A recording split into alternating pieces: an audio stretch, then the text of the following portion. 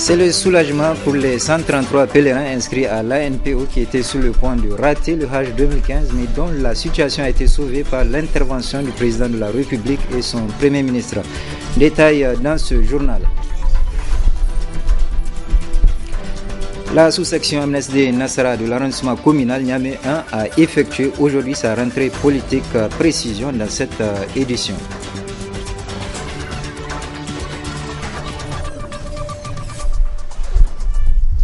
Mesdames, Messieurs, bonsoir. Bienvenue dans cette édition d'information. L'organisation des élections générales dans notre pays prévues pour se tenir en début de l'année 2016 préoccupe les citoyens ainsi que la classe politique.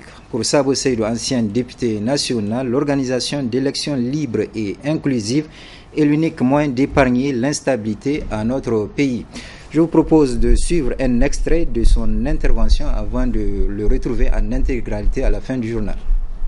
Quand on arrive à des moments cruciaux, interviennent des événements qui ne font que reporter la solution des grands problèmes. Est-ce que vous me suivez? Aujourd'hui, allez faire des élections transparentes dans ce pays-là. Allez faire des élections inclusives dans ce pays-là. Allez faire des élections où le problème, c'est des problèmes de programme. C'est franchir une grande étape. C'est-à-dire une grande étape où, entre autres, la politique ne va pas se résoudre uniquement au fait, bon, tu viens, tu votes pour moi parce que je suis le plus beau, ou tu viens, tu votes pour moi parce que j'ai le plus d'argent, etc., etc. Non, on vote pour toi parce que, bon, tu as montré que tu peux. Tu as montré que tu as un programme. Je crois qu'on en est à ce point-là.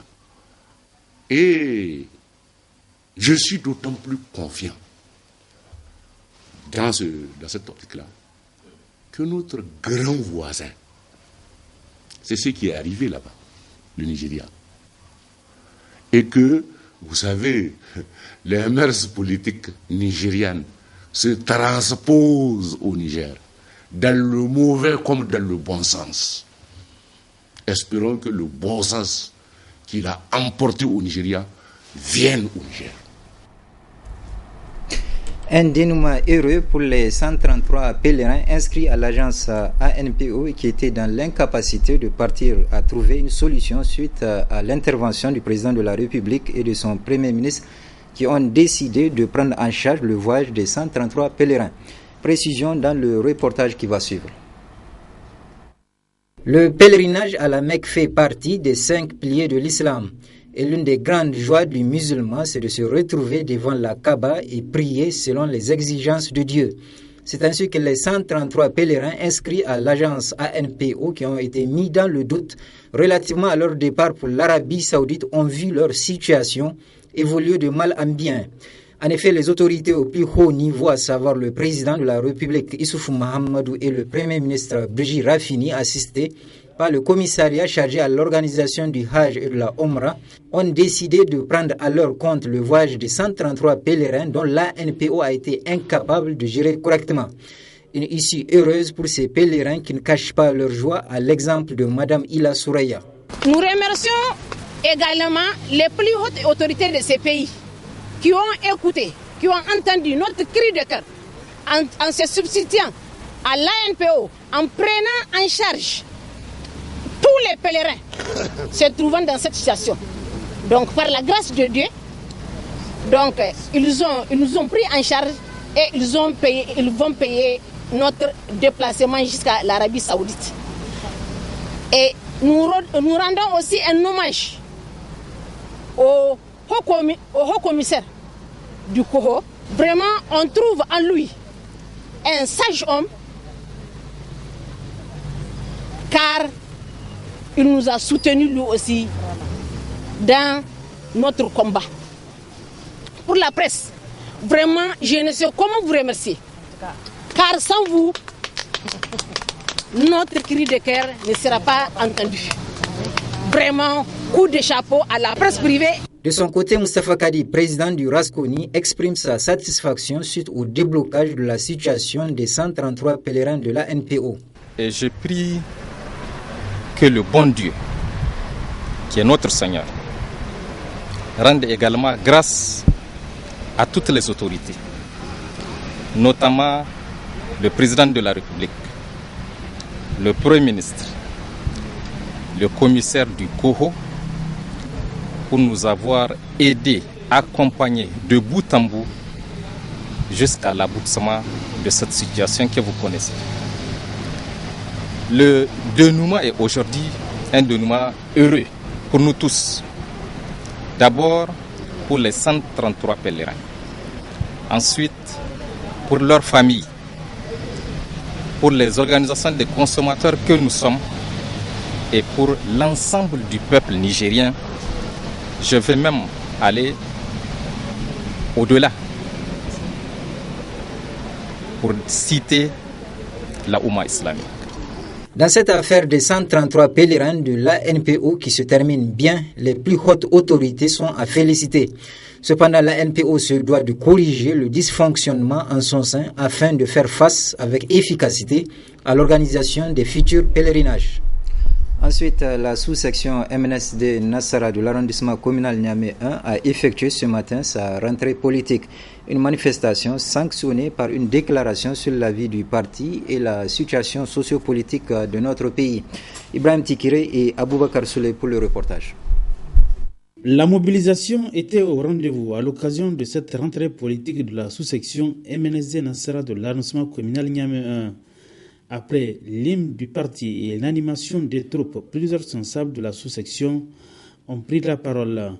D'abord, le mot de bienvenue du président par intérim de la sous-section, puis une déclaration axée sur la vie du parti. La justice nigérienne reconnue pour son impartialité et sa notoriété au plan national et international, au point où les magistrats qui la composent sont sollicités au niveau sous-régional, régional et international, ne saurait être la risée de Seynou Oumarou et de ses complices. Sinon, comment comprendre que ceux-mêmes qui se sont répandus sur les médias en félicitant la justice nigérienne pour un arrêt qui leur est favorable, se sont mis à vilipender cette même justice pour avoir dit le droit. Le président Elhadji Amadou Salifou, président de la sous-section de l'arrondissement communal Niamey 1, depuis plus d'une vingtaine d'années, militant de première heure dont la sagesse, le patriotisme et le sens élevé du devoir n'est point à démontrer, a su exprimer sa marque et son dynamisme dans le fonctionnement de la sous-section de l'arrondissement communal Niamey 1. À l'approche des échéances électorales, la sous-section MNSD Nassara de l'arrondissement communal Niamey 1 sonne la mobilisation autour du président Amadou Salifou et des autorités de la 7e République. La sous-section de l'arrondissement communal 1 apporte également son soutien sans faille au président du parti, son Excellence Albadé Abouba, pour avoir supporté l'idéologie du parti qui est le développement à la base. Un homme dont le patriotisme, le dynamisme et la détermination à rassembler tous les militants autour d'un idéal a su conserver un patrimoine qui est le MNSD Nassara, creuset de l'unité nationale. La sous-section de l'arrondissement communal Niamey 1 ne saurait ignorer les gros investissements réalisés dans l'arrondissement communal Niamey 1 par le président de la République, chef de l'État, son Excellence Issoufou Mahamadou, pour avoir su prévenir toute instabilité sécuritaire dans notre cher et grand pays, le Niger. À cet effet, la sous-section de l'arrondissement communal Niamey 1 lui apporte son soutien indéfectible. Intervenant pour la circonstance, le président Amadou Salifou s'est réjoui de la forte mobilisation des militants de la sous-section MNSD Nassara de l'arrondissement communal Niamey 1. Il a lancé un appel à la vigilance pour faire du MNSD Nassara le baobab de l'échiquier politique de notre pays. Toujours dans le même registre, la sous-section MNSD Nassara du 4e arrondissement communal de Niamey a effectué cet après-midi sa rentrée politique au quartier Tondigame. Une manifestation rehaussée par la présence des responsables de la section MNSD de Niamey avec à leur tête Amadou Salifou. Le résumé avec Adam Ousmana et Ibrahim Abdou. Après le premier arrondissement communal de Niamey, c'est au tour des militants du 4e arrondissement de la capitale de se retrouver à travers ce cadre pour manifester leur soutien sans faille au MNSD Nasra avec à sa tête M. Albadi Abouba. Une rencontre au cours de laquelle les différents responsables du parti au titre de la sous-section ont tour à tour pris la parole pour demander aux militants de rester vigilants et de prouver que le MNSD reste et demeure le parti le mieux implanté à Niamey lors des échéances à venir.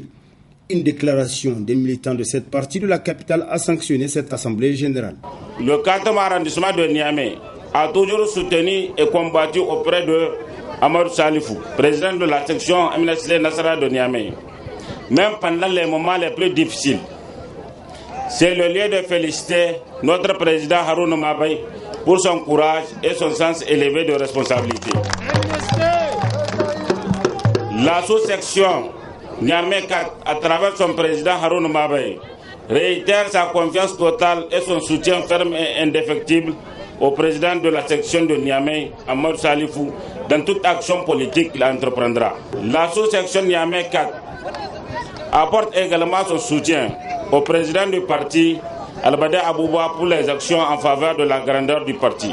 La sous-section de l'arrondissement communal Niamey 4 ne saurait ignorer les gros investissements réalisés dans l'arrondissement communal 4 par le président de la République.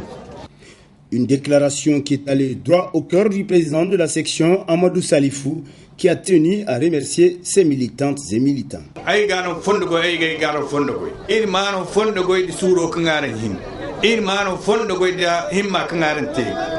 Je vous remercie davantage pour cette mobilisation qui témoigne de la vivacité de notre parti dans le 4e arrondissement. Je remercie également le président de la République qui a cru en nous pour former son gouvernement d'union nationale.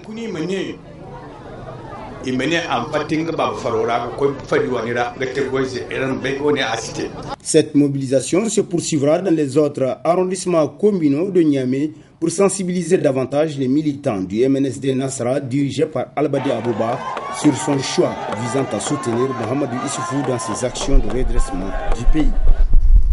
C'est à l'hôtel Gawey de Niamey que s'est déroulée hier la remise de trophées aux établissements qui se sont distingués pour la qualité de leurs prestations. Une cérémonie qui concerne la 3e édition de la Nuit de l'Excellence initiée par Sud Contact. Compte rendu Adamou Soumana et Soumaïla Abdoulaye. Encourager l'excellence dans l'enseignement au Niger, tel est l'objectif que s'est assigné Sud Contact à travers cette édition. Une édition dont le promoteur n'a pas manqué de situer le cadre. Academia primis inter pares signifie en termes latins le premier d'entre ses pairs au plan académique. Comme l'indique son intitulé, l'événement a pour objet de déterminer et la qualité et l'excellence à travers le choix de la première école privée dans chaque niveau de formation. Le présent événement revêt un caractère tout à fait particulier parce qu'au-delà de sa traditionnelle mission qui est celle de distinguer les meilleurs établissements scolaires, il se propose également de primer des actes et des comportements ayant eu pour finalité de promouvoir l'enseignement, la formation dans notre pays. Bref, de promouvoir le progrès dans l'enseignement. Les nominés, eux, n'ont pas manqué de louer cette distinction dont ils ont fait l'honneur. Quant à la ministre de l'Enseignement secondaire, elle a salué cet événement. Je viens d'avoir un témoignage, tout comme les autres récipiendaires, mais ce témoignage ne m'appartient pas.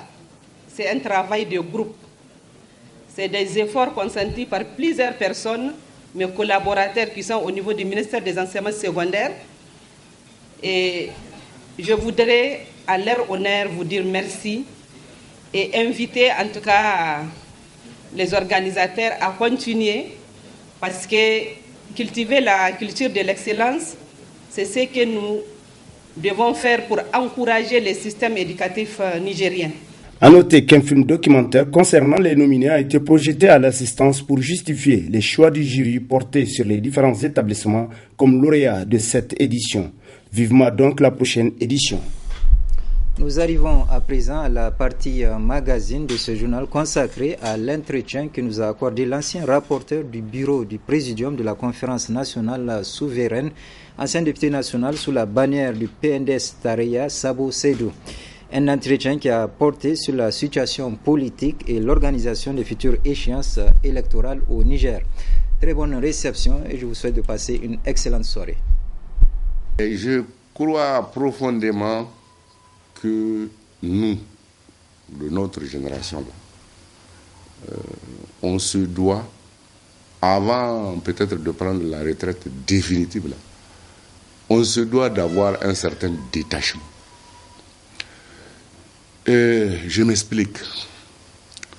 Moi, je suis dans l'activisme militant depuis bientôt 46 ans. Depuis 1969. Donc du collège Issa Berry, en passant par le lycée technique, en passant par le lycée Issa Korombe, puis l'université en France, puis de retour dans les syndicats des enseignants, dans le comment on appelle, dans la centrale syndicale ISTN, plus maintenant la conférence nationale, le Haut Conseil de la République, député par 2 fois. Ça en fait quand même pour moi, tout seul individu, ça en fait beaucoup. Et grosso modo, pour le devant là, je suis sûr que ça ne va pas être plus important que ce qu'il y avait derrière. Donc il faut préparer la relève. Moi je me mets dans la perspective de préparer la relève. Il faut qu'on se détache. Sinon, on va être dégagé. Moi je préfère me détacher, permettre à ce que d'autres viennent, nos petits frères, etc. On pourrait dire même aujourd'hui nos enfants. Donc voilà un peu pourquoi je ne fais pas tellement d'activisme politique et que dans le futur, là, c'est ça ma tâche. C'est ce que je me donne comme objectif, préparer la relève. Par rapport à la situation d'ensemble du pays, là, d'abord je pars du fait que notre pays là, est à un tournant. C'est-à-dire à la croisée de nouveau des chemins. Vous savez, en 73, disons un peu avant 73 déjà, ne serait-ce que du point de vue de la géopolitique et de la diplomatie, l'équipe du président Diori était en train de resituer le Niger dans sa géopolitique réelle. Quand vous regardez aujourd'hui, c'est matériellement que le Niger s'est retrouvé dans sa géopolitique réelle. De fait, contraint et forcé, on a, eu à agir par rapport aux événements en Libye, à agir par rapport aux événements au Mali, et agir par rapport aux événements au Alors que vous savez, auparavant, les gens, si vous voulez, ne se préoccupaient pas tellement de ces frontières-là, de ces questions-là. Maintenant, concrètement, la géopolitique réelle du Niger s'est introduite dans notre pays. Maintenant, deuxième chose, actuellement, nous sommes dans la situation où nous allons devoir, et c'est un souhait, faire que notre démocratie fasse un pas. C'est-à-dire qu'il ne faudrait pas que notre mauvaise histoire se répète. Quand on arrive à des moments cruciaux, interviennent des événements qui ne font que reporter la solution des grands problèmes.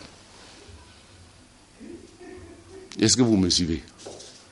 Aujourd'hui, aller faire des élections transparentes dans ce pays-là, aller faire des élections inclusives dans ce pays-là, aller faire des élections où le problème c'est des problèmes de programme, c'est franchir une grande étape.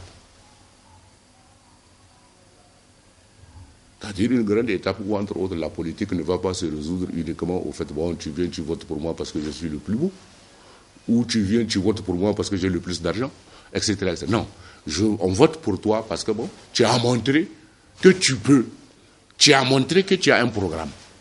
Je crois qu'on en est à ce point-là. Et je suis d'autant plus confiant dans cette optique-là que notre grand voisin, c'est ce qui est arrivé là-bas, le Nigeria. Et que, vous savez, les mœurs politiques nigérianes se transposent au Niger. dans le mauvais comme dans le bon sens. Espérons que le bon sens qu'il a emporté au Nigeria vienne au Niger. Je pense que ils sont obligés ou contraints. Ils sont obligés parce qu'ils vont être contraints. J'espère qu'ils auront l'élévation d'esprit de comprendre, comme Feu général Ali, qu'on ne peut pas aller contre le sens de l'histoire. C'est-à-dire, j'espère qu'ils vont être des patriotes, qu'ils feront preuve de dépassement. J'espère beaucoup. Parce qu'il y va de leur intérêt. 1. Leur plan consistant à liquider tous les candidats autres que le leur. Je t'ai dit que ça a échoué. 2. Leur plan consistant à organiser la triche à travers le fichier électoral. C'est en train d'échouer parce que c'est trop flagrant. Parce que c'est trop comminatoire, comme dirait mon parent Yaji. Comment vous voulez qu'une commune où avant les élections de 2011, il y avait 10 000, aujourd'hui vous ramenez cette commune-là à 40 000. Vous avez compté les Géza et les Sabara aussi, quoi. Hein? Comment vous allez dans une commune où manifestement vous avez beau crier, les gens sont convaincus que vous êtes minoritaire dans la population, vous allez amener un corps électoral diminué de plus de 70%. Mais qui va vous croire que c'est honnête? Donc c'est trop flagrant. C'est pour cela que ça va échouer, ça va être corrigé. Et je crois que le président de la République a entendu Ibn Shambaz, qui fut à l'époque du Tazarchi, entre griffes, leur allié, dire qu'il faut des élections inclusives. À un moment donné, en allant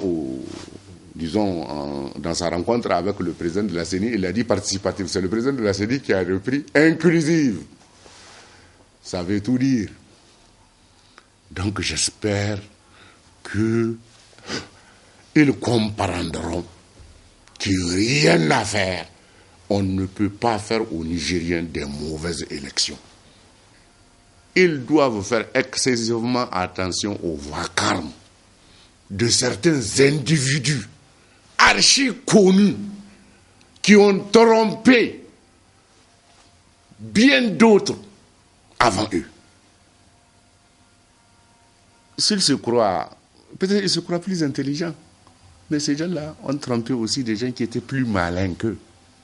Parce qu'il ne s'agit pas d'avoir l'intelligence, il faut être malin, il faut être rusé. Donc, tout ça là, ce vacarme-là, ces trucs d'adhésion-là, mais c'est du folklore politique, tout le monde le sait ça. Moi j'ai cru qu'au moins mes amis ne se livreraient pas à ce type de spectacle politique. Mais j'ai vu non, qu'ils aiment ça. Jusqu'à ce que ça déteigne complètement sur eux.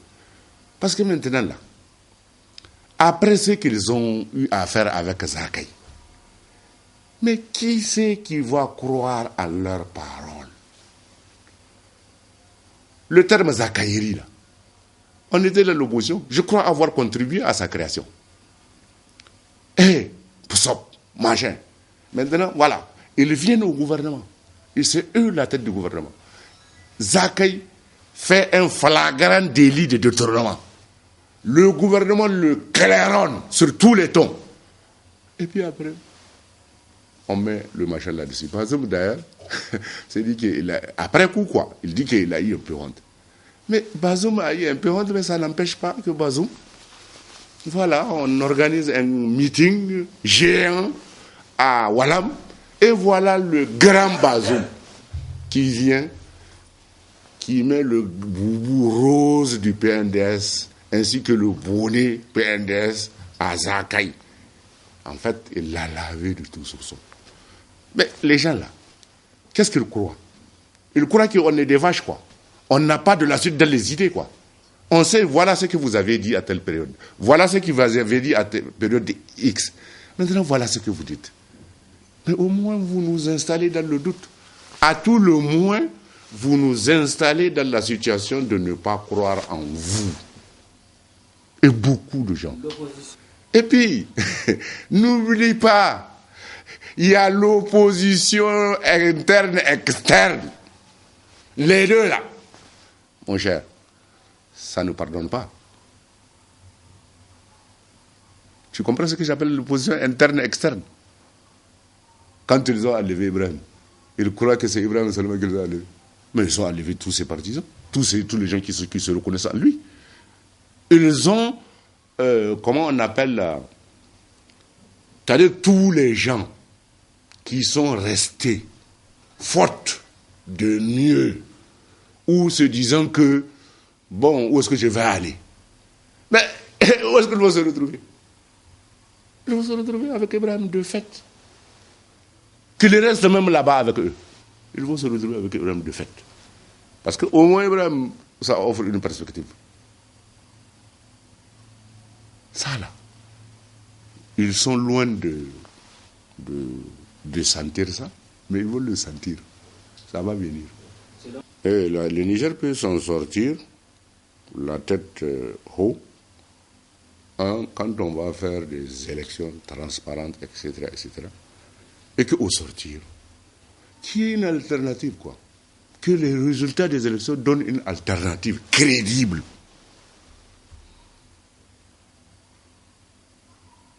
C'est-à-dire qu'on sorte de cette ornière-là, où c'est X contre Y, et X là et Y se connaissent depuis machin, puis ils enferment les gens dans des enclos, avec, si vous voulez, sensiblement les mêmes politiques. Par exemple, vous savez, ceux qui grèvent la politique de ces pays-là, la gestion politique de ces pays-là, c'est essentiellement deux questions. Un, la question du recrutement et de la promotion aux emplois publics. Ce régime-là, il a pourri la question.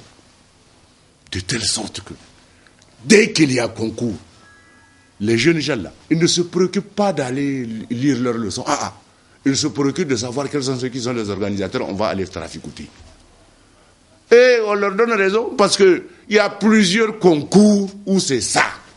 Il semble même qu'il y a un ministre qui a poussé l'outrecuidance de faire dans un concours que n'ont été admis que les gens de chez lui. De chez lui. Non, il a un peu élargi. La deuxième question sur les marchés publics, c'est que bon, c'est la magouille là aussi. C'est pourri. Et ça, tous les régimes qui se sont succédés l'ont fait. Mais avec beaucoup de mesures, avec beaucoup de circonscriptions. Ceux-là, ils le font en grand. De telle sorte que c'est vilain. Et je me réfère encore à notre voisin, notre grand voisin, qui doit nous inspirer.